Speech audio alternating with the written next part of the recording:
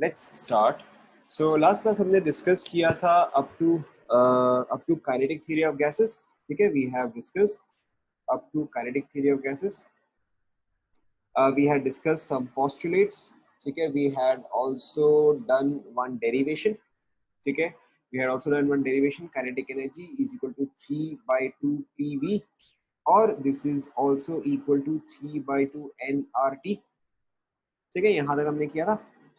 उसके अलावा मैंने आपको एक और फॉर्मूला दिया था, P V is equal to 1/3 M N C R M S square. ठीक है, इसका डेरिवेशन हमें करना था, but apart from that we have done up till here. ठीक है, यहाँ तक तो सभी ने रिवाइज कर लिया था।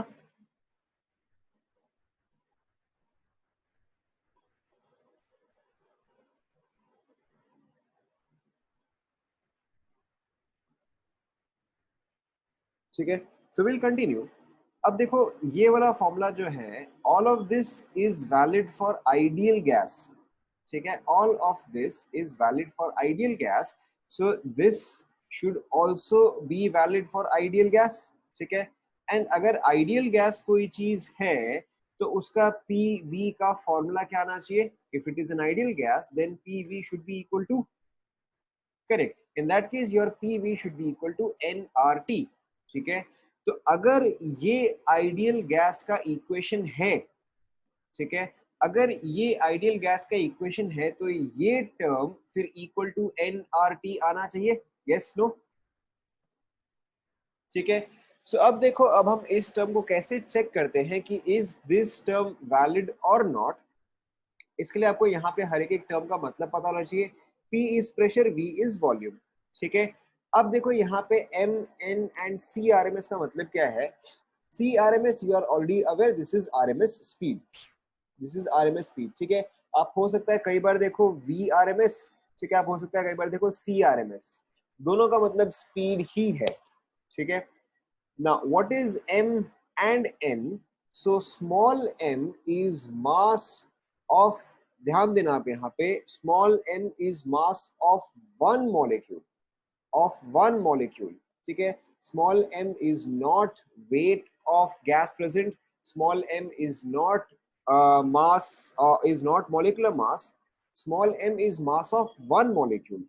ठीक है, capital N, capital N is number of molecules. ठीक है, capital N is number of molecules. अब देखो, नंबर ऑफ मॉलिक्यूल्स नॉर्मल की 10 मॉलिक्यूल है, 20 मॉलिक्यूल है, 30 मॉलिक्यूल है, वैसे इंडिविजुअल। ठीक है, M इज इन केजी, मास जो है केजी में ही आएगा। ठीक है, या उससे फर्क नहीं पड़ता है क्योंकि यहाँ पे अभी भी एक CRMS है, CRMS के अंदर एक R का टर्म होगा। ठीक है, आप उसका जो वैल्यू डालोगे उसके हिसाब से आपको बाकी सारे वैल्यू डालने होंगे। ठीक है, सो आप किसी भी यूनिट में ले सकते हो, बस फिर हर एक का यूनिट जो है आप सही रखो। ठीक है, सो M is mass of one molecule, N is number of molecules. ठीक है, अब देखो, आपको एटलीस्ट क्या पता है कि अगर मेरे पास Na नंबर ऑफ मॉलिक्यूल्स है, ठीक है, अगर मेरे पास Na नंबर ऑफ मॉलिक्यूल्स है तो इसका वेट कितना आएगा बताओ? Na इज एवोगाड्रो नंबर, तो अगर मेरे पास Na नंबर ऑफ मॉलिक्यूल्स है तो इसका वेट कितना आएगा? करेक्ट, वेट ऑफ 1 मोल आ जाएगा। ठीक है, या सेम एज मोलर मास आ जाएगा। Is this clear? ठीक है, अगर मेरे पास Na मॉलिक्यूल्स है तो उसका वेट जो है वो, उसका वेट जो है वो मोलर मास आ जाएगा। तो अगर मेरे पास 1 मॉलिक्यूल है, ठीक है, तो इसका वेट कितना आएगा बताओ?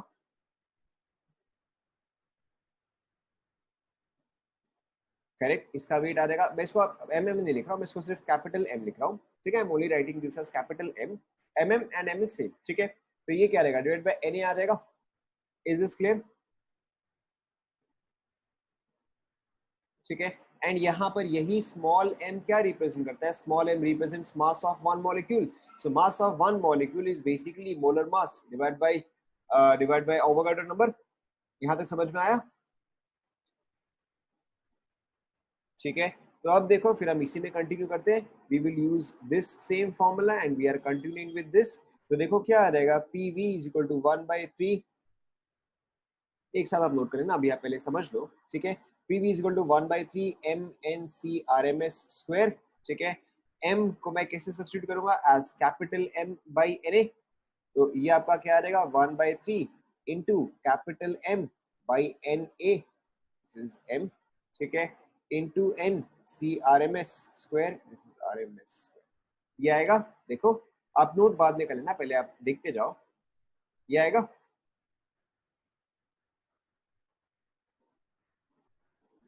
ठीक है, ये टर्म क्या होगा बताओ, ये टर्म क्या रिप्रेजेंट करता है, number of molecules by Avogadro number. What does it represent, number of molecules by Avogadro number will represent moles. ठीक है, तो देखो यानी कि अब ये मेरा एक्सप्रेशन क्या आ गया, 1/3 into M into N into CRMS²। Is this clear, समझ में आ रहा ना? ठीक है, अब जो आपका VRMS, जो आपका VRMS या CRMS, इसका फॉर्मूला क्या है बताओ, अंडर रूट ऑफ, मैंने आपको मेथड बताया था, क्या आएगा अंडर रूट के अंदर, करेक्ट, अंडर रूट के अंदर आएगा 3RT बाई कैपिटल M। ठीक है, एंड यहाँ पे क्या है, CRMS स्क्वायर है, यानी कि इस पूरे टर्म का स्क्वायर होगा। ठीक है, so this gets converted to 1/3, मैं एक और बार दिखा दूंगा। ठीक है, 1/3 M into N into 3RT by M। देखो ये एक्सप्रेशन आएगा। ठीक है, अब जो पार्ट कॉमन है उसको आप कैंसिल कर दे रहा हो, M and M gets cancel out, 3 and 3 gets cancel out, so PV is equal to, आपका फाइनल एक्सप्रेशन क्या बचा देखो, इज इक्वल टू NRT। ठीक है, पहले आप ये नोट डाउन कर लो, मैं ये एक और बार एक्सप्लेन कर दूंगा। ठीक है, यहीं से हम स्टार्ट कर रहे हैं, 1/3 PV is equal to 1/3 MNCRMS²। ठीक है, यहीं से ही कंटिन्यू कर रहे हैं, नोट कर लो।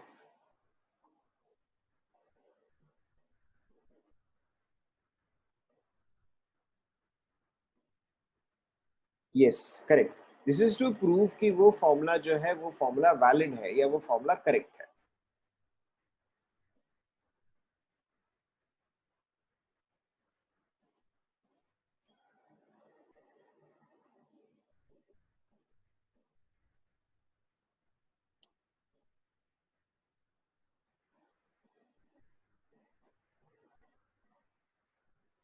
ठीक है, देखो सिर्फ एक और बार देख लो, ये फॉर्मूला जो है, ये फॉर्मूला आपका अगेन KTG से ही आता है, the derivation is not important. ठीक है, डेरिवेशन सिर्फ आपका यहाँ तक ही इंपॉर्टेंट था, जो हमने पिछले केस में किया था काइनेटिक एनर्जी तक का। ठीक है, only that part was important, the derivation for this formula is not important. ठीक है, तो अब देखो यहाँ पे हर एक टर्म क्या रिप्रेजेंट करता है, small m mass of one molecule, capital N number of molecules. फिर आपने क्या किया, आपने स्मॉल m का वैल्यू निकाला, that is capital M divide by Avogadro number. ठीक है, फिर आपने बस हर एक वैल्यू को आप बस सब्स्टिट्यूट करते गए, ये आपका आ गया capital M by NA, N by NA is moles. ठीक है, बाद में आपने बस CRMS का वैल्यू डाला है, so finally you get PV is equal to NRT।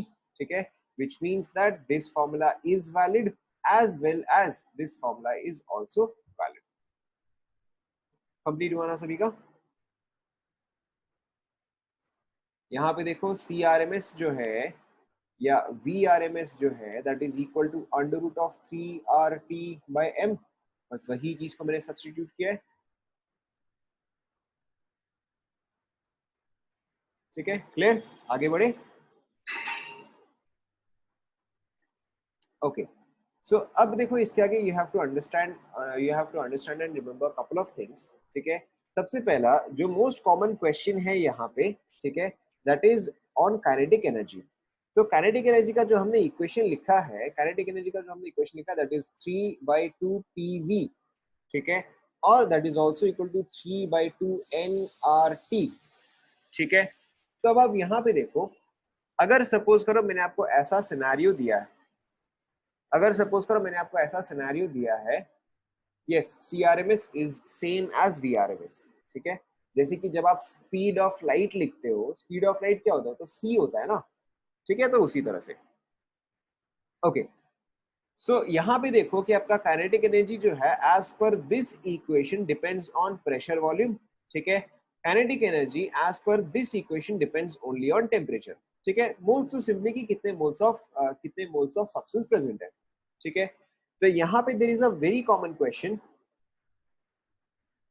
CRMS is speed of gas molecules, ठीक है। CRMS हम गैसेस स्टेट की पढ़ रहे हैं, ठीक है।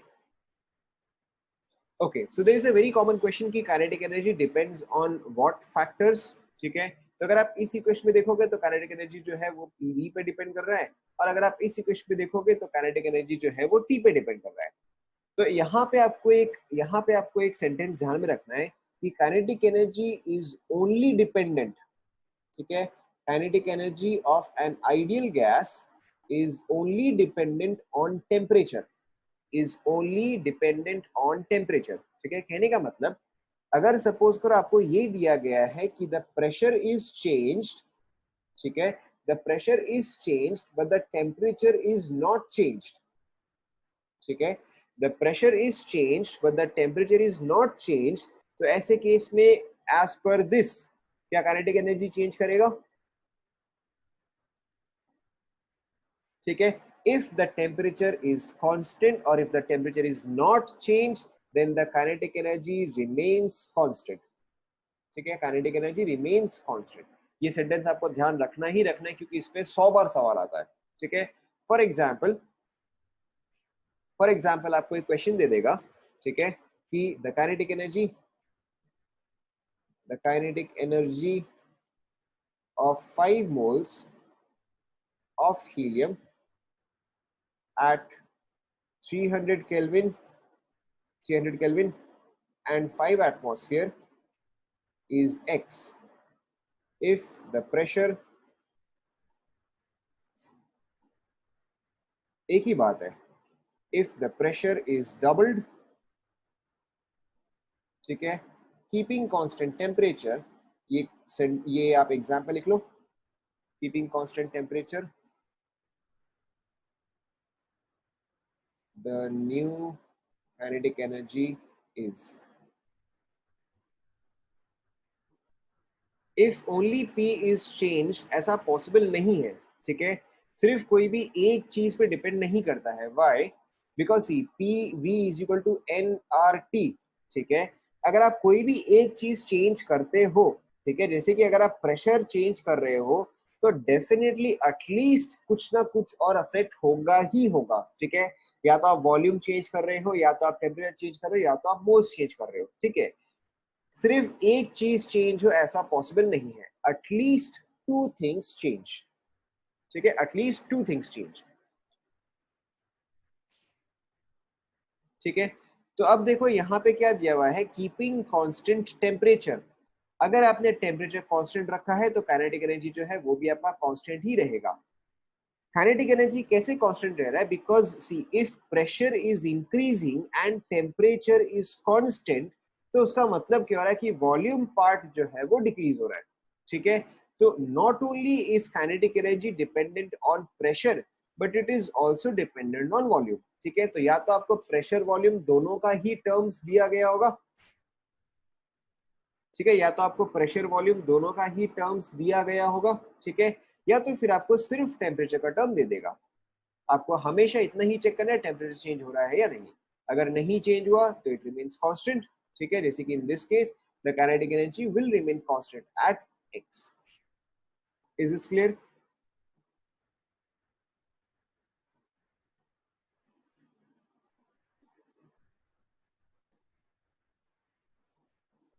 In general it does not very with moles, क्योंकि मोल्स को हम इन जनरल कांस्टेंट रखते हैं, ठीक है। जब भी आप गैसेस के लिए कुछ भी चेंज करते हो, जब भी आप गैसेस के साथ एक्सपेरिमेंट करते हो, हमेशा एक क्लोज्ड वेसल ही होता है, ठीक है, ठीक है। जब भी आप गैसेस के साथ कुछ भी रिएक्शन करते हो, एक्सपेंशन करते हो, कॉन्ट्रैक्शन करते हो, वो हमेशा एक क्लोज्ड वेसल में ही होता है। क्लोज्ड वेसल का मतलब यही होता है कि उसके अंदर ना ही एक्स्ट्रा गैस आ रहा है, ना ही उसमें से गैस लीक कर रहा है। तो इसलिए इन जनरल आप मोल्स को कांस्टेंट रखते हो, ठीक है। अगर ऑब्वियसली मोल्स चेंज हो रहे हैं तो काइनेटिक एनर्जी भी चेंज होगा,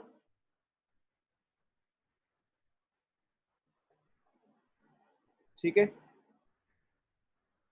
सो let's take a very simple example, let's take a very simple example. देख लिया मैंने कि आप डिस्कनेक्ट हो गए थे, डोंट वरी, ऐसा भी कुछ कॉन्सेप्ट नहीं चल रहा है, ठीक है। Pay attention, you will be able to understand, don't worry. ये वाला एग्जांपल सभी ने लिख लिया?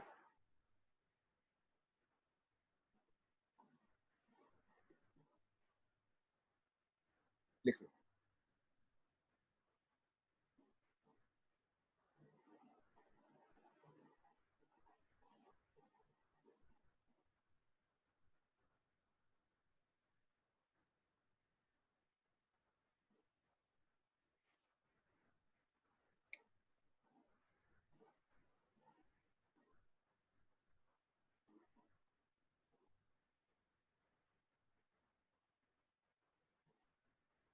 डिपेंड करता है, डिपेंड करता है। देखो, काइनेटिक एनर्जी जो है दैट डिपेंड्स ऑन 3/2 PV। तो आप ये ओवरऑल देखते हो कि ये ओवरऑल चेंज हुआ है या नहीं हुआ है, या फिर आप देखते हो 3/2 NRT, आप ओवरऑल देखते हो कि चेंज हुआ है कि नहीं हुआ है। हाँ, ऑब्वियसली अगर आपका एन चेंज हुआ है बट टी चेंज नहीं हुआ है तो ओवरऑल तो ये टर्म चेंज हुआ है ना, ठीक है। तो अगर ओवरऑल चेंज होगा तो yes, kinetic energy will change, ठीक है। You always need to check the overall term. Clear हुआ सभी को? ठीक है, don't worry, we'll do a couple of questions, आपको समझ में आ जाएगा। यहाँ ध्यान दो, यहाँ ध्यान दो। ठीक है, सपोज कर आपको एग्जांपल दिया जाए, find kinetic energy of 3 moles of H2 at let's say 300 kelvin, ठीक है। अब एनर्जी आप इन जनरल किस यूनिट में निकालते हो? Correct, energy we usually find out in terms of joules, ठीक है। एंड यहाँ पे देखो, यहाँ पे आपको प्रेशर वॉल्यूम नहीं दिया गया है, यहाँ पे आपको टेम्परेचर दिया गया है। सो इन दिस केस आप काइनेटिक एनर्जी का कौन सा इक्वेशन यूज करोगे? Correct, in this case you will use kinetic energy is equal to 3/2 NRT। अगर आपको इंस्टेड प्रेशर वॉल्यूम दिया गया होता तो फिर वैसे केस में आप प्रेशर वॉल्यूम का टर्म जो है या प्रेशर वॉल्यूम का फॉर्मूला जो है वो आप यूज करते हैं। समझ में आया? ओके, नाउ फिर हम इसी में देखो कंटिन्यू करते हैं। So kinetic energy is equal to 3/2 into n का वैल्यू आपको दे दिया गया है 3 मोल्स, ठीक है। तो आप एन का वैल्यू डालोगे 3 इंटू, अगेन जैसे अभी हमने डिस्कस किया, काइनेटिक एनर्जी या एनर्जी आप किस यूनिट में निकालते हो? जूल्स में। तो फिर आर का वैल्यू क्या लिखोगे आप बताओ? अभी आपने बोला जूल्स में, ठीक है। जूल्स में है तो फिर आप जूल वाला वैल्यू यूज करोगे, दैट इज 8.314, ठीक है, इनटू दिस इज 300 केल्विन।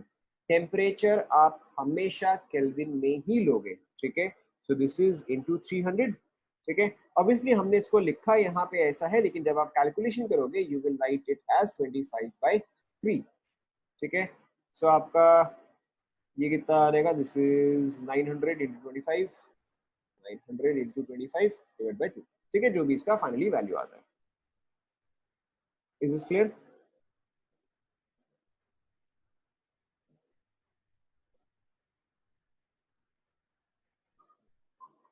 ठीक है, जो भी इसका वैल्यू आएगा इन टर्म्स ऑफ जूल्स। एक एग्जांपल आप ट्राई करो, ये लिख लिया सभी ने?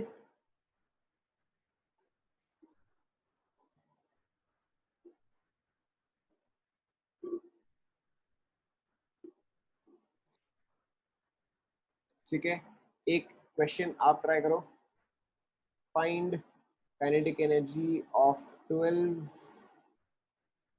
ग्राम्स ऑफ 12 नहीं, um 16 grams of helium at 27 degree Celsius, ठीक है, निकालो।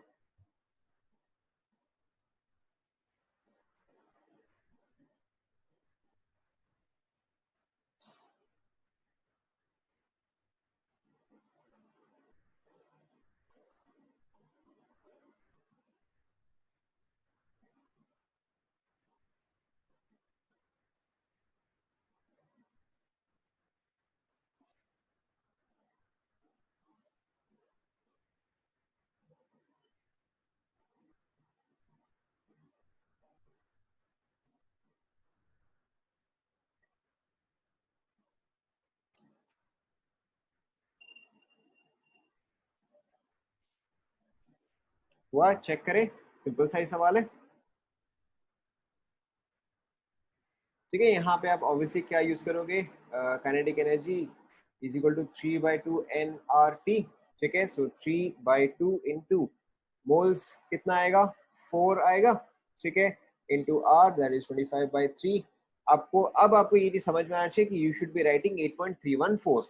ठीक है, मल्टीप्लाइड बाय दिस इज 300, तो 100, तो ये आपका आ गया 300, 150 into 100 that is 15 kilo joule. ठीक है, चेक करो।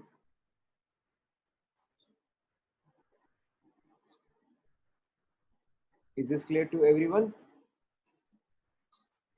Okay, let's take another example. Let's take another example question. ठीक है, what is the kinetic energy, what is the kinetic energy of 1 mole of oxygen at at 327 degree Celsius. ठीक है, लेकिन आपको यहाँ पे आंसर निकालना है इन कैलोरीज। ठीक है, not in joules, in calories.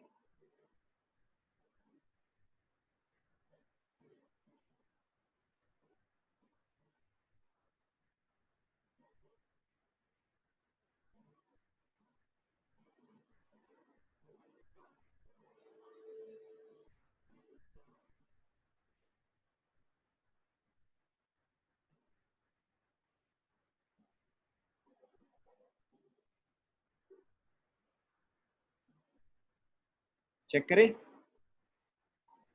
ठीक है, इट्स वेरी सिंपल। देखो आपका क्या आ जाएगा, kinetic energy is equal to same 3/2 nRT। यहाँ पे अब n का वैल्यू क्या है, 1 है, तो 3/2 into 1 into R in terms of calories, तो वो क्या आता है, 2 आता है, into 327 degree celsius that is 600 kelvin. ठीक है, तो ये आपका आ गया 1800 कैलोरीज और 1.8 kilo calorie. Is this clear to everyone? Okay, so we will do just one question for pressure and volume, कुछ खास फर्क नहीं पड़ता है। ठीक है, we will do just one question.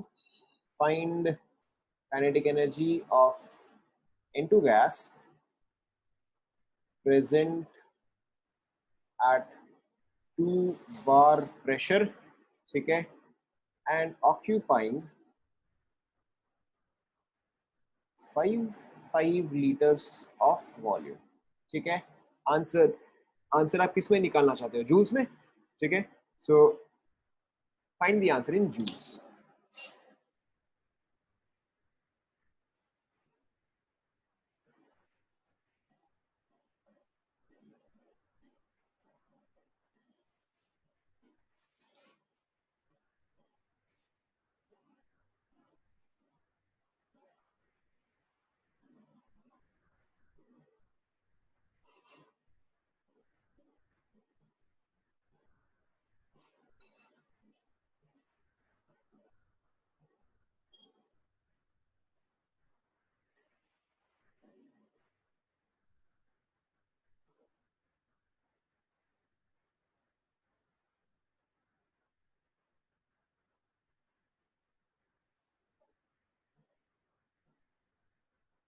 हुआ?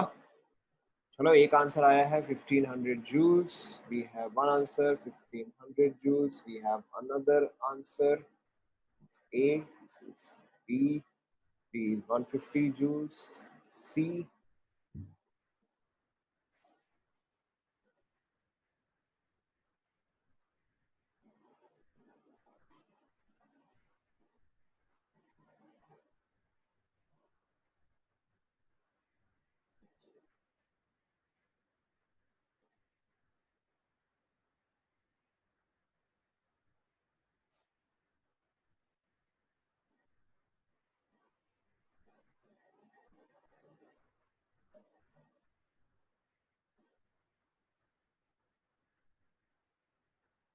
चेक करें।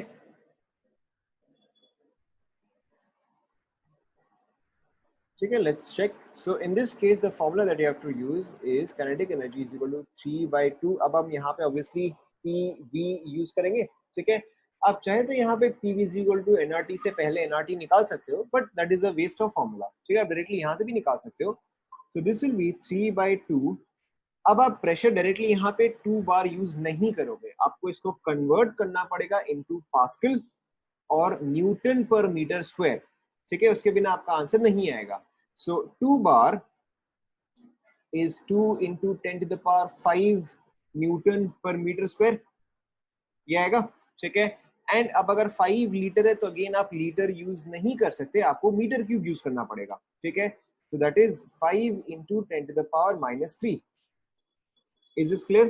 देखो एक बार। ठीक है, तो यहाँ पे क्या होगा, ये part cancels out, so this is 1500 joules और 1.5 किलो। Is this clear?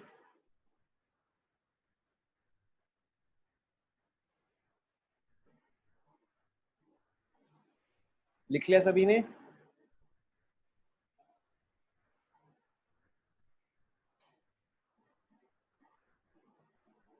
ठीक है, ओके, लेट्स ट्राई अनदर। अगर आप प्रेशर को एटमॉस्फेयर में लेते हो, फॉर एग्जांपल अगर आप प्रेशर को एटमॉस्फेयर में लेते हो, वॉल्यूम को लीटर में लेते हो, तो फिर आपका जूल में नहीं आएगा, तो फिर आपका लीटर एटमॉस्फेयर में आएगा। ठीक है, बट यहाँ पे मैंने आपको जूल्स में ही मांगा है। वो आपके ऑप्शन पे डिपेंड करता है। ठीक है, अगर आपका ऑप्शन जो है वो किलो जूल्स में है तो आप किलो जूल्स में रखोगे, अगर आपका ऑप्शन जूल्स में है तो आप जूल्स में रखोगे। Depends on what your option is. Done. आपको सारे कन्वर्जन याद होने चाहिए। 1 bar is equal to 10 to the power 5 pascal. ठीक है, और 10 to the power 5 newton per metre square.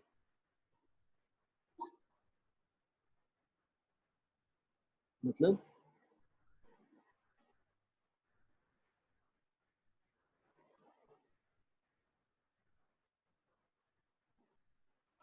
Done.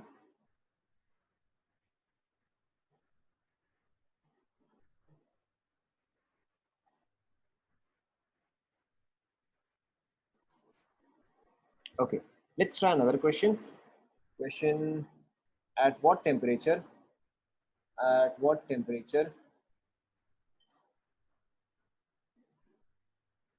at what temperature will 5 moles of helium have same energy?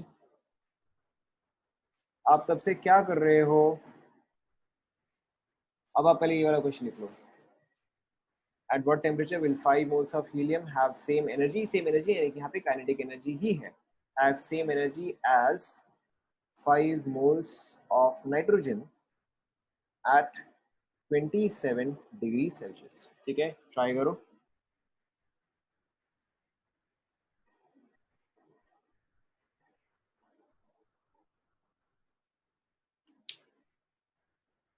कौन सा कन्वर्जन बताओ, आपको किसको जूल में कन्वर्ट करना है?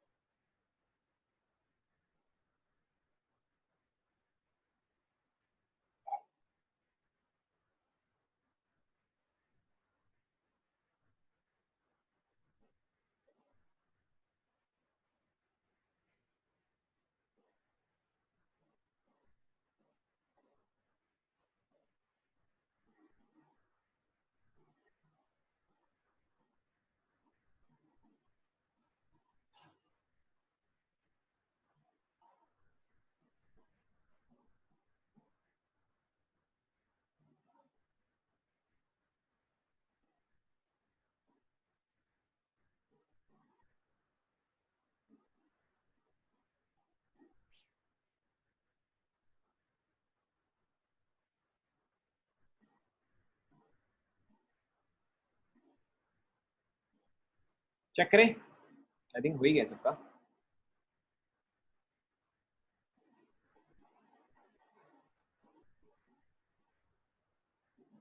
ठीक है, सिंपल सा ही है। आपको simply kinetic energy of helium को इक्वेट करना है with kinetic energy of nitrogen. ठीक है, तो अब आप दोनों का फॉर्मूला डालो। ऑब्वियसली आपको मोल्स दिया हुआ है एंड टेम्परेचर दिया हुआ है, so you will use 3/2 nRT is equal to 3/2 nRT। R part 3/2, R part 3/2 cancels out. ठीक है, एंड यहाँ पे कोइंसिडेंटली मोल्स जो है वो भी सेम है, तो आपका N एंड N पार्ट जो है वो भी आपका कैंसल आउट हो जाएगा। तो फाइनली आपको क्या मिलता है कि temperature of helium should be same as temperature of nitrogen. So if temperature of helium is 27, ठीक है, और 300 केल्विन एक ही बात है। ठीक है, सो temperature of nitrogen also will be either 27 degree Celsius और 300 केल्विन। ठीक है, यस। अब इसका मतलब क्या होता है कि अगर आप सेम अमाउंट ऑफ गैस लेते हो, ठीक है, एंड अगर वो सेम टेम्परेचर पे है, same amount of gas at same temperature, then its energy will be same। ठीक है, इसीलिए आइडियल गैसेस जो है, ऑल आइडियल गैसेस, ठीक है, यहाँ पे ऑब्वियसली हम अज्यूम कर रहे हैं कि हीलियम जो है वो भी आइडियल गैस है एंड नाइट्रोजन जो है वो भी आइडियल गैस है। ठीक है, so all the ideal gases show same type of behaviour. Is this clear?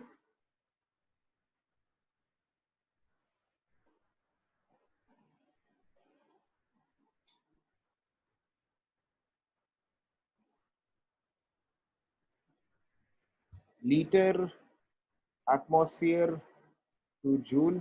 ठीक है, देखो लीटर एटमॉस्फेयर टू जूल का मतलब क्या हुआ? This is volume, this is pressure. Litre को आप कन्वर्ट करो मीटर क्यूब में, एटमॉस्फेयर को आप कन्वर्ट करो न्यूटन पर मीटर स्क्वायर में, अब हो जाएगा।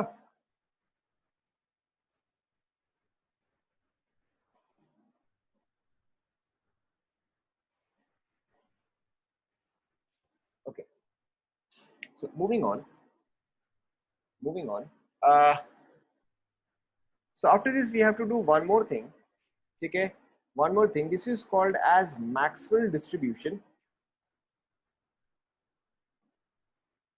ठीक है, this is called as Maxwell distribution. ठीक है, या तो कर्व बोलते हैं या तो आप कुछ भी बोलो, डजेंट मैटर। मैक्सवेल डिस्ट्रीब्यूशन जो है, Maxwell distribution is for variation in velocity, ठीक है, और स्पीड ऑफ गैस मॉलिक्यूल्स।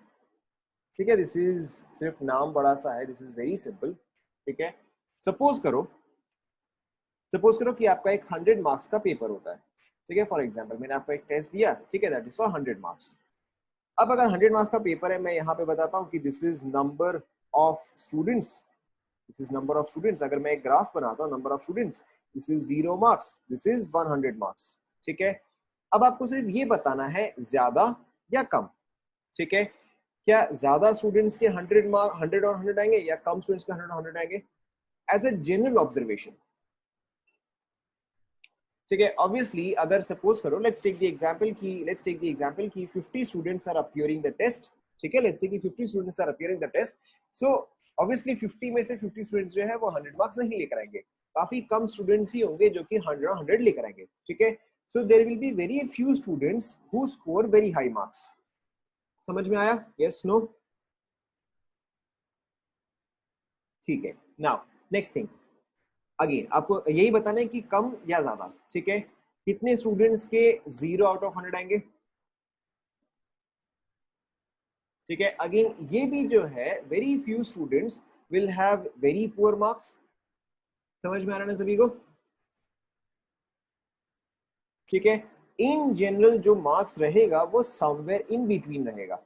ठीक है, इन जनरल जो मार्क्स रहेगा वो समवेयर इन बिटवीन रहेगा, कि there will be very few students who score very poorly. ठीक है, there be very few students who score very high marks. ठीक है, इन जनरल जो है वो कहीं पे इन बिटवीन कुछ एक वैल्यू रहेगा। समझ में आया नहीं आया? ठीक है, सपोज करो कि ये जैसा पेपर था। ठीक है, सपोज करो कि ये जैसा पेपर था, इसमें जो ज्यादातर बच्चों के मार्क्स आए हैं दैट इज 60। ठीक है, लेट्स से कि 60 वाज द मार्क्स जो कि मैक्सिमम स्टूडेंट्स के आए हैं। ठीक है, जैसे कि फॉर एग्जांपल आप लोगों ने 10th क्लास में प्रैक्टिकल दिया होगा। ठीक है, 10th क्लास में अगर आपका 20 मार्क्स का प्रैक्टिकल था, तो उसमें से मैक्सिमम स्टूडेंट्स को क्या क्या मार्क्स मिले होंगे?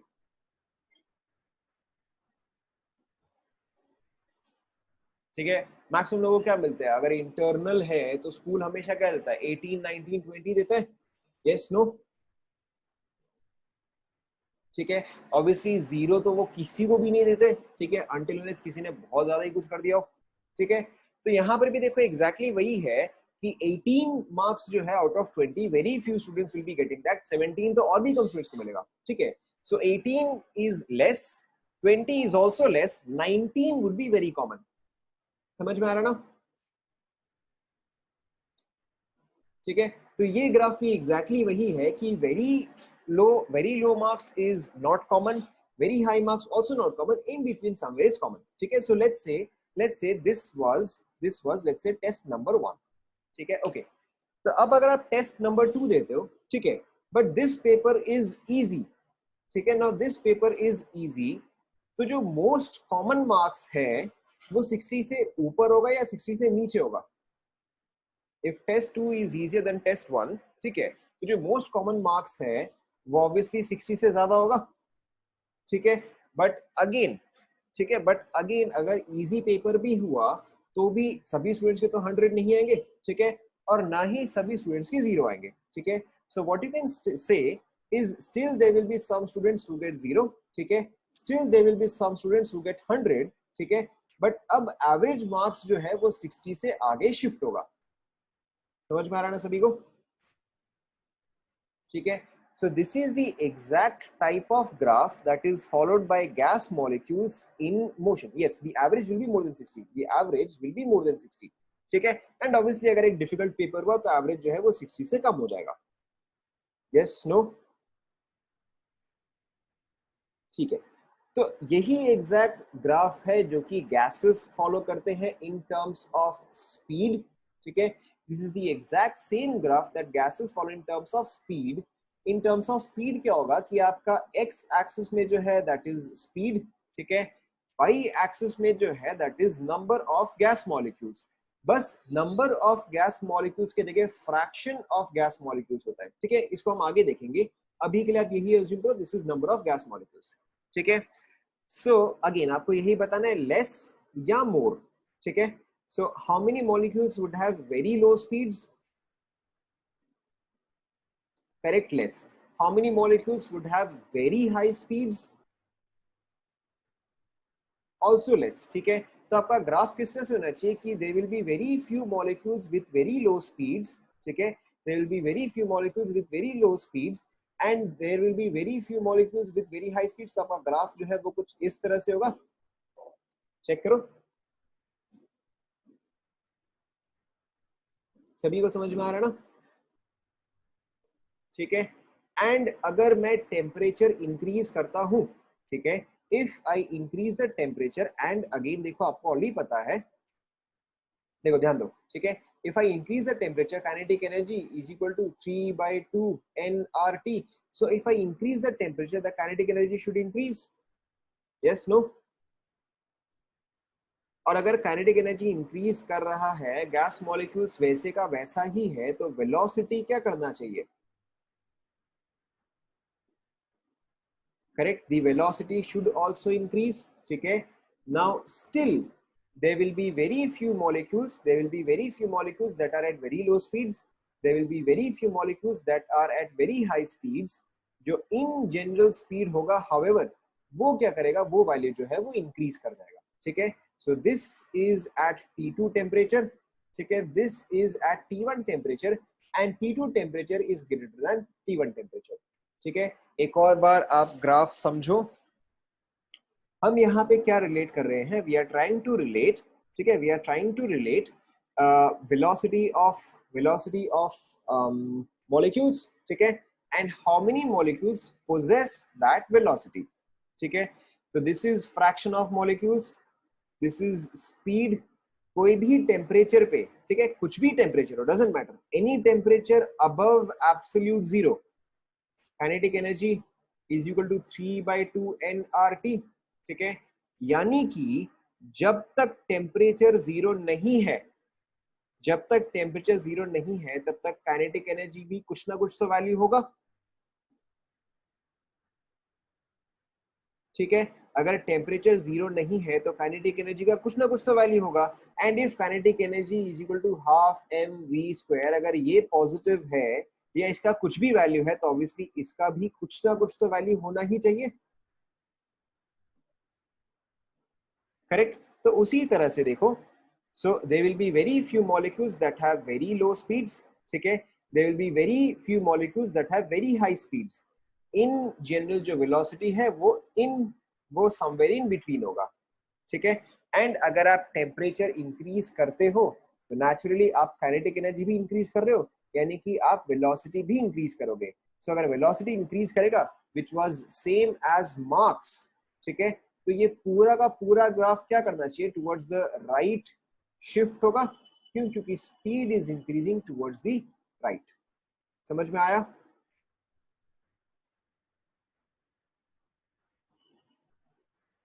ठीक है, सो गिव,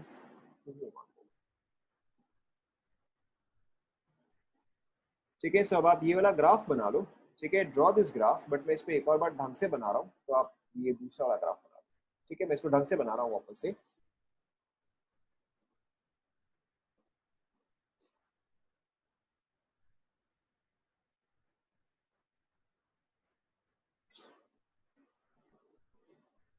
ऑब्वियसली इस पॉइंट पे स्पीड जो है वो सेम रहेगा, ठीक है।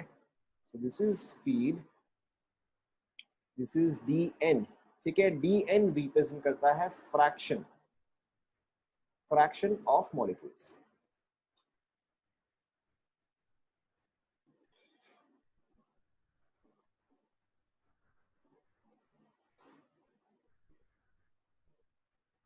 पहले कुछ नहीं, अभी आपको ये सब कुछ भी नहीं लिखना है, ये आपने हेडिंग लिख लिया सभी ने, मैक्सवेल डिस्ट्रीब्यूशन कर्व, ठीक है। उसके आगे फिर आप ये वाला ग्राफ बना लो।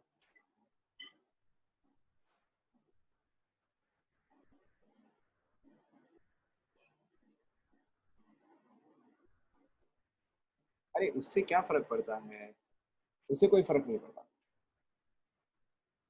आपको अगर ये चीज कंफ्यूज कर रहा है तो आप उसको मार्क्स की तरह ही समझो, ठीक है, कि बता रहा हूँ, ठीक है, आप उसको मार्क्स की तरह ही समझो कि ऑब्वियसली मार्क्स जो है वो काफी लोगों के, यही वाला कॉपी करो, ऊपर वाला कॉपी मत करो, यही वाला ही कॉपी करो।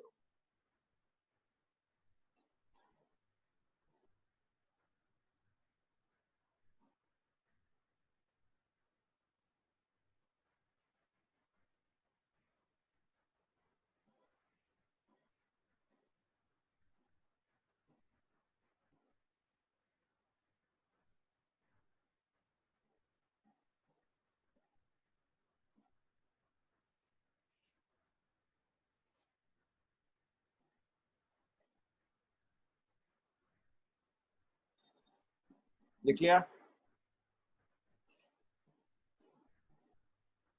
पहले आप ये डायग्राम बना लो, उसके बाद थ्योरी लिखेंगे।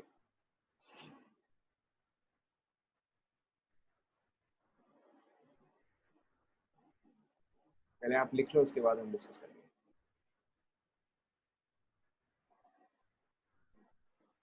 This is called as Maxwell distribution.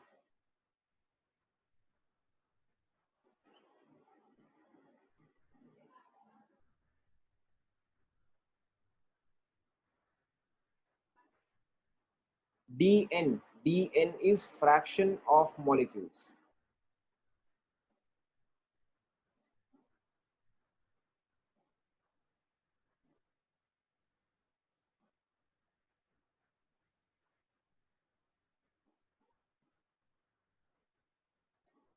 ठीक है, अब पहले आप इस ग्राफ का मतलब समझो। ये सभी ने ड्रॉ कर लिया? ठीक है, ओके। तो सबसे पहले आप इस ग्राफ का मतलब समझो, ठीक है। So we'll take the help of the same graph, that is students marks graph, ठीक है। ये जो है ये आपका गैस मॉलिक्यूल्स का वेलोसिटी का ग्राफ हो गया, दिस इज डी एन, ठीक है, डिवाइड बाय स्पीड, ठीक है। But to understand this will take the help of students, ठीक है, वर्सेस मार्क्स। तो अब देखो, स्टूडेंट्स जो है वो हमेशा वेरिएबल हो सकता है, ठीक है। हो सकता है कि आज के एग्जाम में 50 दिया, कल के एग्जाम में 100 दिया, परसों के एग्जाम में 200 दिया, ठीक है। So in order to get rid of that variation कि अच्छा नहीं 100 भी हो सकता है, 200 भी हो सकता है, 500 भी हो सकता है, हम क्या करेंगे, हम एक स्टैंडर्ड ले लेंगे कि आउट ऑफ 100 स्टूडेंट्स, समझ में आ रहा है, जैसे कि जब आप एग्जाम देते हो, ठीक है, तो हो सकता है कोई एग्जाम इतने मार्क्स का हो सकता है कोई दूसरा एग्जाम अलग मार्क्स का हो, लेकिन फिर आप फाइनली क्या करते हो, हमेशा आप परसेंटेज निकालते हो, ठीक है। तो परसेंटेज क्या है कि आपका कितना भी मार्क्स का पेपर रहा हो, but percentage explains the same thing, ठीक है। तो उसी तरह से फ्रैक्शन जो है it explains the same thing, simply अब आप उस चीज को स्टैंडर्ड फॉर्म में लेकर आ रहे हो कि आप instead of talking in 2 moles और 5 मोल्स और 12 मोल्स, आप उसको हमेशा 1 मोल के हिसाब से ही डिस्कस करते हो। समझ में आया ना? सो dn दैट इज फ्रैक्शन, ठीक है। फ्रैक्शन जो है वो सिंपली एक स्टैंडर्ड सेट में लाने के लिए होता है, जैसे कि आप परसेंटेज के हिसाब से बताते हो, ठीक है, चाहे आपका एग्जाम 20 मार्क्स का हो, चाहे 50 मार्क्स का हो, चाहे 100 मार्क्स का हो, वी ऑलवेज यूज परसेंटेज, ठीक है। तो यहाँ पर भी एग्जैक्टली सेम चीज ही है, ठीक है। So let's see in terms of percentage, तो ये वाला जो है this is percent of students. Percent of students का मतलब क्या हुआ कि अगर अगर 100 स्टूडेंट्स ने एग्जाम दिया, ठीक है, उसमें से 20 स्टूडेंट्स गॉट 100 आउट ऑफ 100, तो what percent of students will that be? Correct. तो एज अ परसेंट वो कितना आ जाएगा, 20% स्टूडेंट्स हैव स्कोर्ड 100। समझ में आया ना? तो यहाँ पे परसेंट ऑफ स्टूडेंट्स इज कितने students out of 100। Is this clear?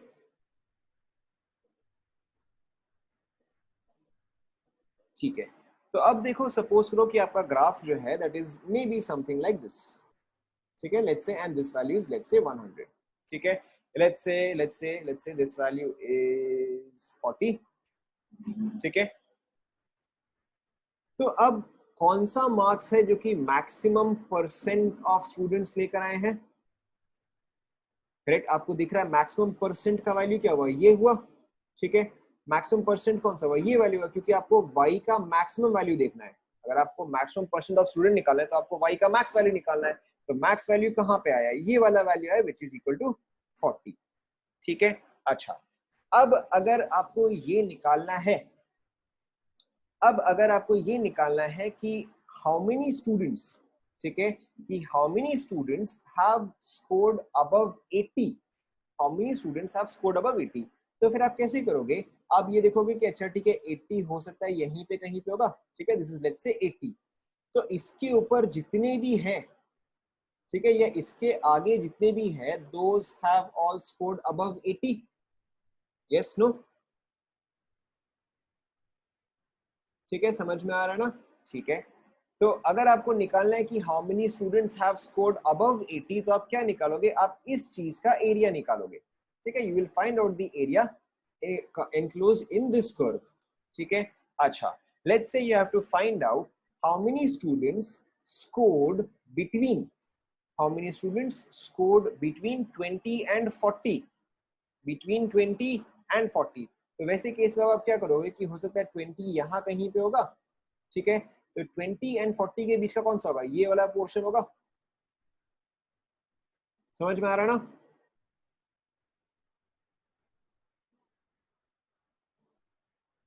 ठीक है, एग्जैक्ट सेम चीज वेलोसिटी के साथ होता है, ठीक है, the exact same thing is with velocity, exact same. अच्छा अच्छा, वन मोर थिंग, ठीक है, इसी ग्राफ में हम कंटिन्यू कर रहे हैं। So let's say this was for test 1, ठीक है, this was for test 1 and let's say test 1 जो था दैट वाज डिफिकल्ट, ठीक है। एंड लेट्स से कि 20 से 40 के बीच में, 20 से 40 के बीच में let's say you have 15 students, ठीक है, लेट्स से यू हैव 15 students, ठीक है, who have scored between 20 to 40 in test number 1, which was difficult test। समझ में आ रहा ना?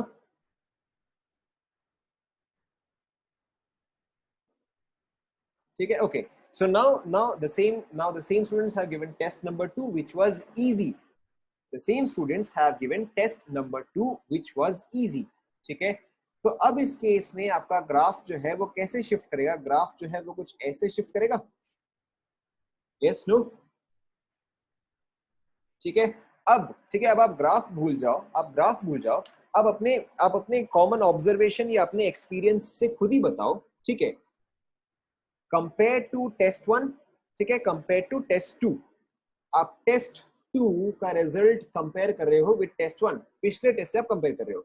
अगर टेस्ट 2 इजी है, अगर टेस्ट 2 इजी है तो ज्यादा स्कोर, ज्यादा मार्क्स, ठीक है, अब ज्यादा बच्चों के आएंगे या कम बच्चों के आएंगे? और higher marks will be scored by more students or less students? Naturally higher marks will be scored by more students। तो देखो अगर मैं वही 80 एंड अबव लेता हूँ, ठीक है, अगर मैं वही 80 एंड अबव लेता हूँ तो पिछले केस में मेरे पास इतने ही स्टूडेंट्स आए थे, ठीक है, in the previous case I had only gotten these many students, but now in this case, ठीक है, but now in this case I am getting these many students. ठीक है, समझ में आ रहा है ना? रफली समझ में आ रहा है आप सभी को? ठीक है, okay. And in test 2 will more students score poorly or less students score poorly? Correct. अगर आपके पास टेस्ट इजी है तो obviously less students will perform poorly. तो अब देखो इन दिस केस जो मेरा टेस्ट 2 है, ठीक है, टेस्ट 1 में तो ये पूरा एरिया आया था, वेयरएज टेस्ट 2 में तो सिर्फ इतना सा ही एरिया आ रहा है, ठीक है, तो यानी कि नंबर ऑफ स्टूडेंट्स भी क्या करने चाहिए, डिक्रीज करने चाहिए। समझ में आ रहा है ना? ठीक है, एंड क्लास एवरेज जो है वो भी ऑब्वियसली आगे की तरफ शिफ्ट करेगा। ठीक है, this is exactly what is going on with speed and fraction of molecules। ठीक है, if this was at T1 temperature, ठीक है, अगर आपको एक certain fraction निकालना है कि how many molecules have velocity higher than a certain value, ठीक है, let's say how many molecules have velocity higher than 200 meter per second, तो ऐसे केस में हो सकता है कि 200 मीटर पर सेकेंड यहाँ पे कहीं पे हो, तो how many molecules will have velocity greater, तो these many molecules will have velocity greater than, मैं यहाँ पे v1 वैल्यू डाल देता हूँ, ठीक है, will have velocity greater than v1 value। So this term is molecules having velocity greater than v1। समझ में आया ना?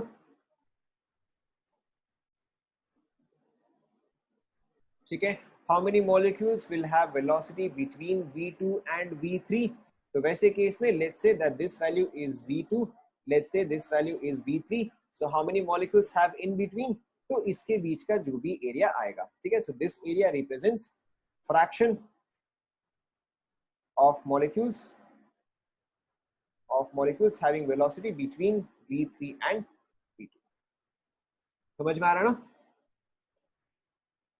ठीक है, एंड अगर यहीं पे मैं टेम्परेचर को इंक्रीज करता हूं तो आपका यही ग्राफ जो है वो इस तरह से चेंज करेगा। ठीक है, so now more molecules have higher velocity and less molecules have lower velocity. ठीक है, इस ग्राफ को आप कंप्लीट करो।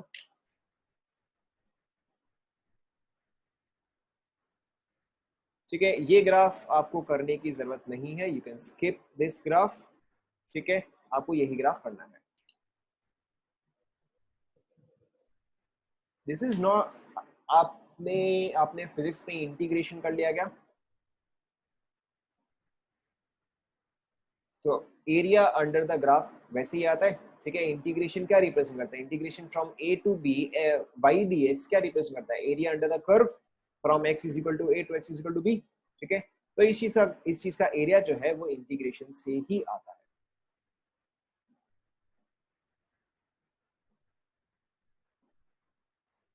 कंप्लीट हुआ क्या सभी का? ये वाला ग्राफ सभी ने बना लिया? ये वाला ग्राफ बना लो।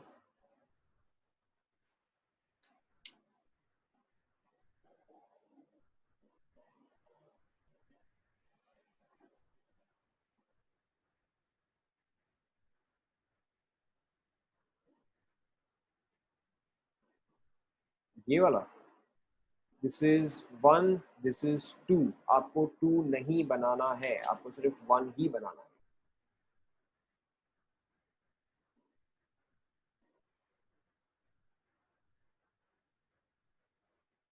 लेफ्ट वाला आपको सिर्फ लेफ्ट वाला ही बनाना है।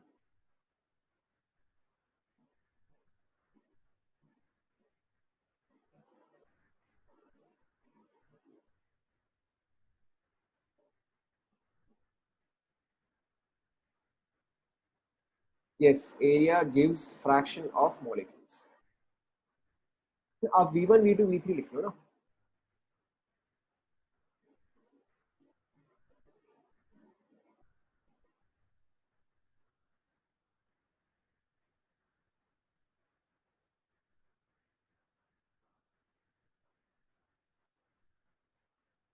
V2 एंड V3 से कोई फर्क नहीं पड़ता है।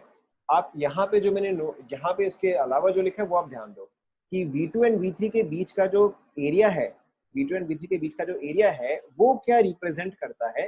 वो रिप्रेजेंट करता है fraction of molecules having velocity between V2 and V3।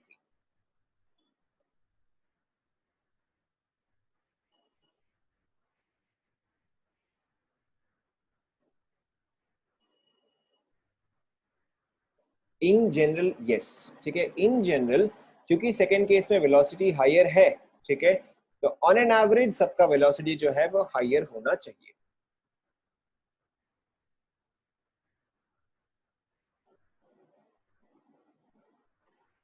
Complete हुआ गया? अरे मैंने बस एग्जांपल दिया था, 15 स्टूडेंट्स का मैंने बस एग्जांपल दिया था।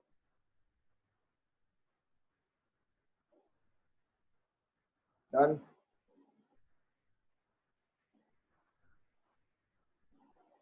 Okay, so we have to क्या हो गया ये?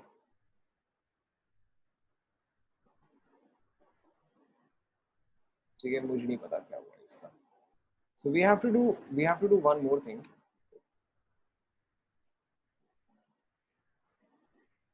ठीक है, so we have to do one more thing. Same graph. ठीक है, सो अब देखो, this is fraction of molecules, this is speed. ठीक है, हमने स्पीड के तीन टर्म्स पढ़े थे। First was v most probable, ठीक है, और same as c most probable. आपको v मिले या c मिले, एग्जैक्ट सेम थिंग। ठीक है, v मोस्ट प्रोबेबल, उसके बाद क्या था बताओ? करेक्ट, c एवरेज, ठीक है, या फिर c RMS। ठीक है, मोस्ट प्रोबेबल का मतलब क्या था बताओ? मोस्ट प्रोबेबल का मतलब क्या था बताओ? करेक्ट, मोस्ट प्रोबेबल वाज कि कौन सा वैल्यू मैक्सिमम टाइम आपको मिल रहा है। ठीक है, या कौन सा वैल्यू है जो कि maximum number of gas molecules के पास होगा। ठीक है, तो इन this case you can clearly see कि ये वाला पॉइंट जो है, ठीक है, the highest peak is the one which is occurring maximum number of times. ठीक है, तो ये हाईएस्ट पीक को कॉरेस्पॉन्ड करता जो वेलोसिटी है, ठीक है, that is your V most probable. समझ में आया नहीं आया? ठीक है, वी मोस्ट प्रोबेबल क्या है? जो सबसे ज्यादा टाइम्स होना चाहिए। सबसे ज्यादा टाइम्स कौन सा हो रहा है? ये वाला हो रहा है। ठीक है, so this is your V most probable. ठीक है, ओके। अब आप ये बताओ कि सी एवरेज या वी एवरेज, ठीक है, लेट्स लेट्स से मैंने यहाँ पे वी लिया था, उसको वी ही लेते हैं। ठीक है, will take this as V. So अब वी एवरेज जो है वो वी मोस्ट प्रोबेबल के राइट में होना चाहिए या उसके लेफ्ट में होना चाहिए? वी एवरेज जो है वो वी मोस्ट प्रोबेबल के बीच में राइट में होगा या लेफ्ट में होगा? ठीक है, ऑब्वियसली राइट में होगा। क्यों? क्योंकि most probable is 2RT/m, but this is equal to 3, but this is equal to 8/πRT/m। तो ये वैल्यू क्या है? इससे ग्रेटर है। ग्रेटर है तो ये चीज जो है इसके राइट में आएगा। ठीक है, so this is your V average. ठीक है, एंड वी RMS जो है वो राइट मोस्ट पे आएगा। ठीक है, तो आपको ध्यान में रखना है कि पीक वैल्यू जो है that corresponds to V most probable. ठीक है, फिर उसके आगे आता है वी एवरेज, फिर उसके भी आगे आता है वी RMS। ठीक है, कंप्लीट कर लो आप इसे।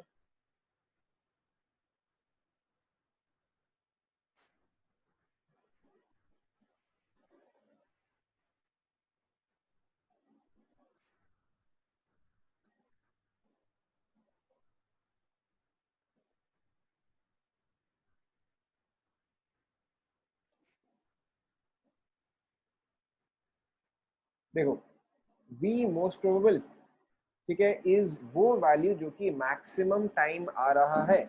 तो अगर मैक्सिमम टाइम आ रहा है तो ऑब्वियसली वो क्या होगा, वो पीक वैल्यू होगा। ठीक है, सो पीक वैल्यू जो है that corresponds to B most probable. ठीक है, the peak value corresponds to B most probable. समझ में आया नहीं आया? बी मोस्ट प्रोबेबल सभी को समझ में आया? किसी को डाउट है? देखो एक और बार ग्राफ देख लो। So V most probable is 2RT by M.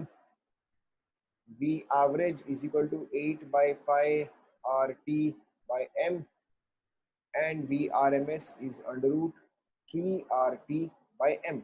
ठीक है, तो इन तीनों में स्मॉलेस्ट वैल्यू कौन सा होगा?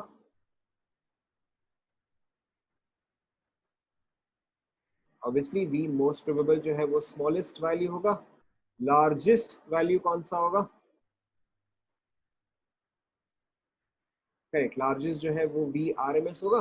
ठीक है, एंड V एवरेज जो है that is in between.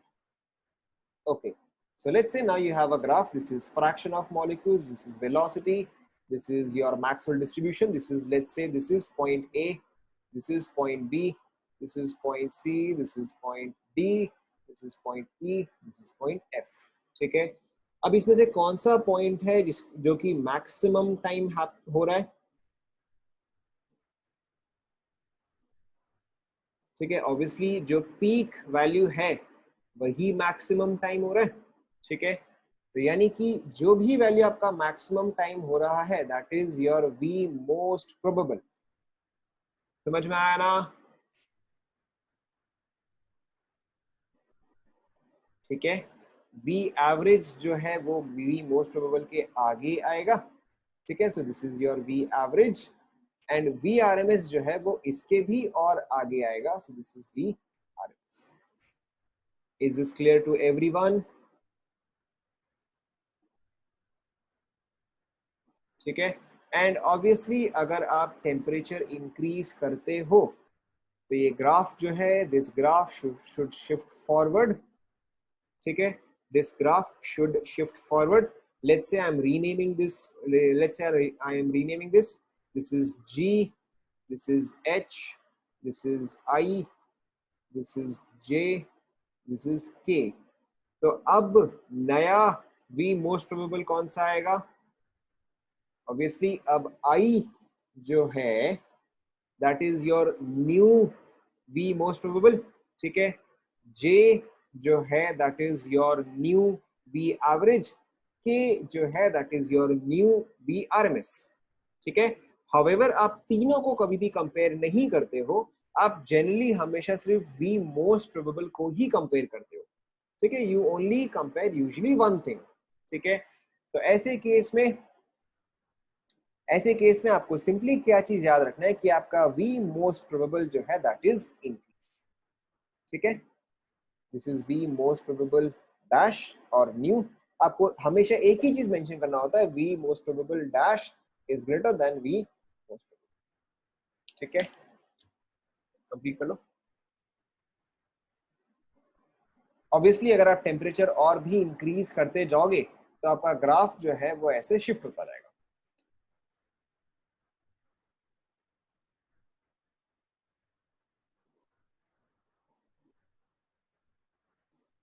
Complete.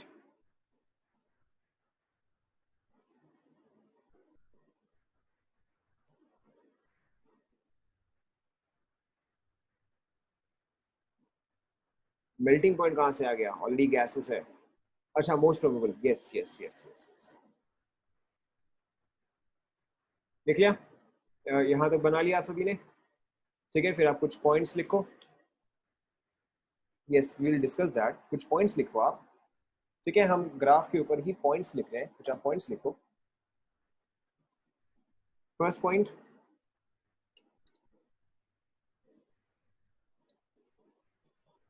ठीक है, पॉइंट वाइज लिखते रहो। फर्स्ट पॉइंट, ठीक है, एंड ये सारे पॉइंट्स आपको याद होने चाहिए। First point, the peak corresponds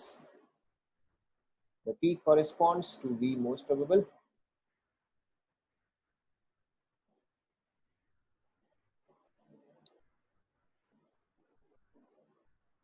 done, ठीक है। Second point, the area under the curve, the area under the curve represents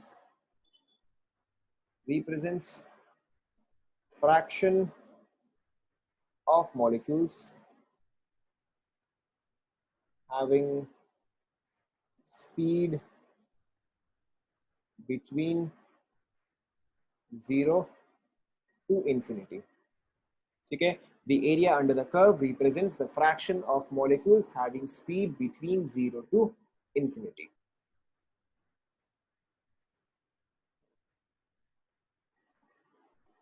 clear?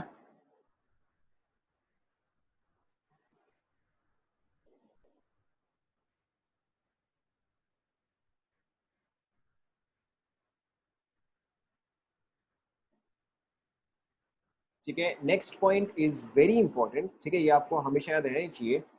Total area under the curve, very important, total area under the curve is constant, ठीक है, and is equal to 1,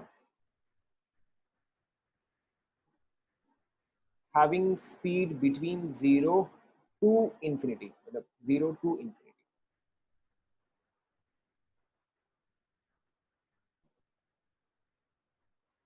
ठीक है। Third point is total area under the curve is constant and equal to 1, this is very very important, ठीक है, हमेशा इस पे ही question आता है।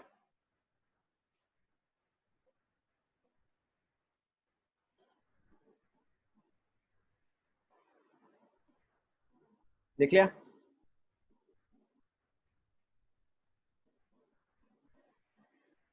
बता रहा हूं, ठीक है।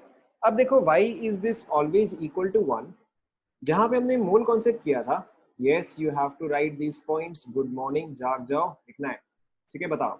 सो जैसे कि हमने मोल कॉन्सेप्ट में डिस्कस किया था, जहां पे मोल फ्रैक्शन वाला पार्ट था, जहां पे मोल फ्रैक्शन वाला पार्ट था, वहां पे sum of mole fractions was equal to, sum of mole fractions was equal to 1, ठीक है। इसका मतलब क्या है कि अगर आप सारे फ्रैक्शंस को एड अप करोगे तो उसका ओवरऑल वैल्यू क्या आना चाहिए, 1 आना चाहिए।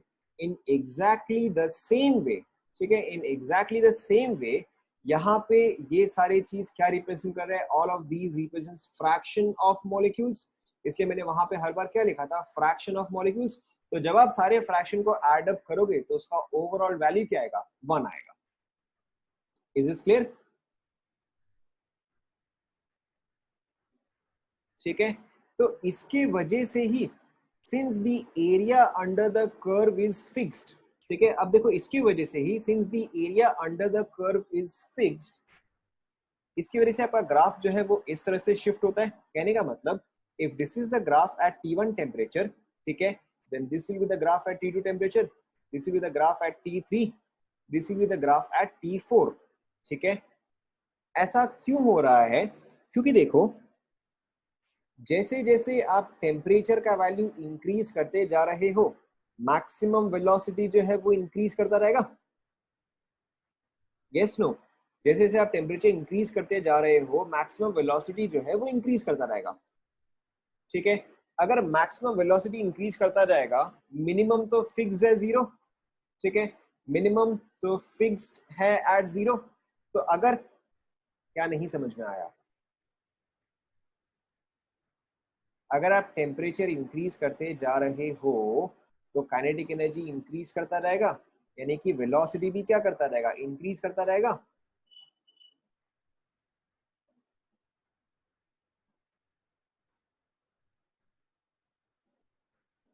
ठीक है, वेलोसिटी भी इंक्रीज करता रहेगा। तो अब आप इसको वही समझो ना कि अगर आपका ये कर्व है, ये आपका मैक्सिमम वेलोसिटी है, ठीक है, इसके अंदर का एरिया जो है वो कांस्टेंट है, ठीक है। तो अगर मैं इस चीज को टुवर्ड्स द राइट पुल करूं तो ये पीक क्या होना चाहिए भाई, अगर एरिया फिक्स्ड है और अगर मैं इस डायरेक्शन में स्ट्रेच करूं तो फिर ये क्या होना चाहिए, ये फिर नीचे की तरफ जाएगा, ठीक है। एंड अगर मैं इसको जितना ज्यादा स्ट्रेच करता जाऊंगा ये उतना ही नीचे की तरफ शिफ्ट करता रहेगा, why, because the area is fixed. अब समझ में आया ना आप सभी को? ठीक है, अगर आपके पास लेट्स से ये स्क्वायर होता, ठीक है, एंड अगर आपके पास ये एरिया जो है दैट इज फिक्स्ड, तो अगर मैं इसको इस डायरेक्शन में पुल करूं तो फिर ये जो है ये तो इस तरह से स्ट्रेच करेगा, एंड अगर मैं और पुल करूं तो ये और इस डायरेक्शन में स्ट्रेच करता रहेगा, तो इस डायरेक्शन में ग्राफ क्या हो रहा है, डिक्रीज हो रहा है। तो एग्जैक्टली सेम वे में अगर आप इस ग्राफ को स्ट्रेच करते जाओगे तो आपका ग्राफ जो है और डाउनवर्ड जाता रहेगा, ठीक है, या इसी को हम बोलते हैं as temperature increases the graph, ठीक है, this is called as becomes flatter, ठीक है, the graph becomes flatter. In this case the graph is steep, in this case the graph is flat, ठीक है, लिख लो।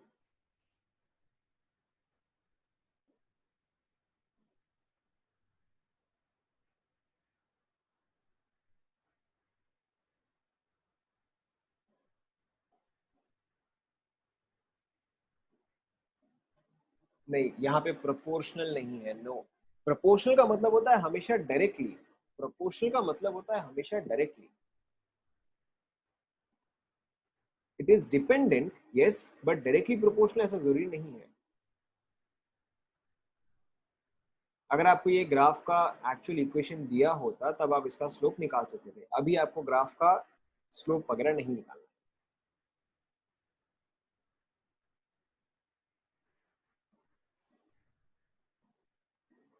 डन, यहाँ तक लिख लिया, ठीक है। सो कमिंग बैक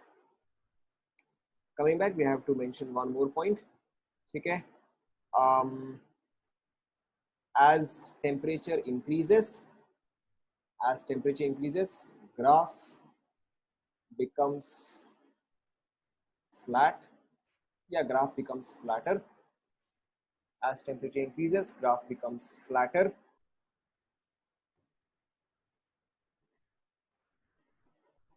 ठीक है। एंड एक और point, as temperature increases fraction of molecules having higher velocity, ठीक है, as temperature increases fraction of molecules having higher velocity will increase or decrease,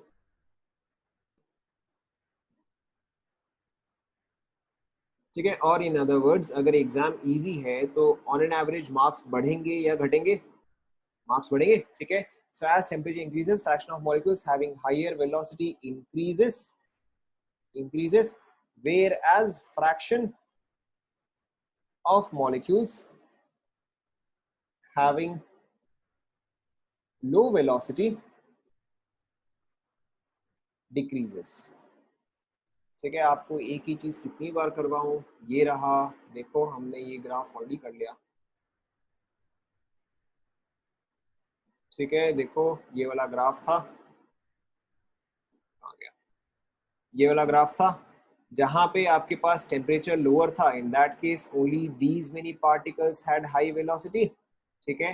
but जब आपने टेम्परेचर इंक्रीज किया so now these many particles have high velocity, ठीक है, दिखा दो, ठीक है। एंड सेम चीज ये रहा, this is at low temperature, ठीक है, this is at high temperature, decrease हो रहा है,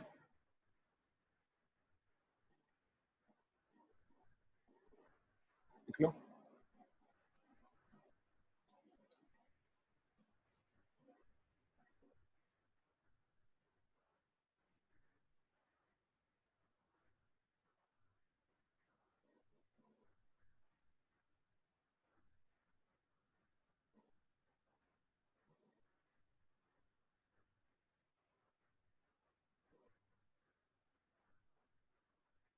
डन, देख लिया सभी ने।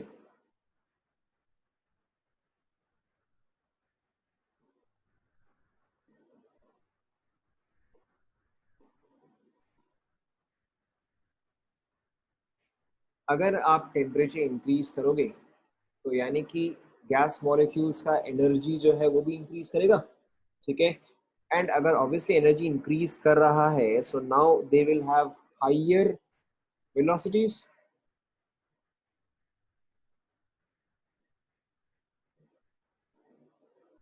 समझ में आया नहीं आया?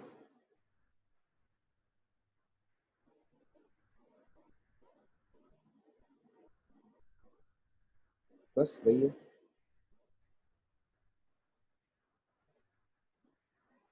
कंप्लीट। ठीक है, सो विल स्टॉप हियर। हम इसके आगे नेक्स्ट क्लास में कंटिन्यू करेंगे।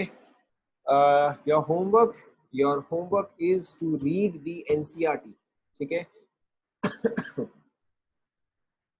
ठीक है, your homework is to read the NCERT. NCERT में दिस इज एनसीईआरटी में this is chapter states of matter. ठीक है, आई थिंक ये थर्ड चैप्टर होगा, थर्ड चैप्टर का सेकंड चैप्टर है स्टेट्स ऑफ मैटर। आपको वो रीड करना है। नहीं, चैप्टर कंप्लीट नहीं हुआ है, not completed, but I still want you to read it. ठीक है, आप सिर्फ एनसीईआरटी में रीड करो जहां तक मैंने पढ़ा है। ठीक है, इसके आगे आप मत पढ़ना। रियल गैसेस, वॉन्डरवॉल इक्वेशन, वो सब अभी आपको नहीं पढ़ना है। ठीक है, जब मैं पढ़ाऊं तब जाके आप उसको पढ़ना। So right now you only need to read up to kinetic theory of gases। ठीक है, kinetic theory of gases में आपको ये ग्राफ भी मिलेगा एंड आपको वो सारे पोस्टुलेट्स भी मिलेंगे, जस्ट इन केस अगर आपको क्लियर नहीं है तो। ठीक है, you only have to read up to KTG। ठीक है, कोई बात नहीं, आप एक बार एनसीईआरटी पढ़ो, आपको एनसीईआरटी में क्लियर हो जाएगा। ठीक है, आप एक बार एनसीईआरटी पढ़ो, आपको एनसीईआरटी में क्लियर हो जाएगा। And if any other doubt will discuss in the next class. ठीक है, थैंक यू क्लास।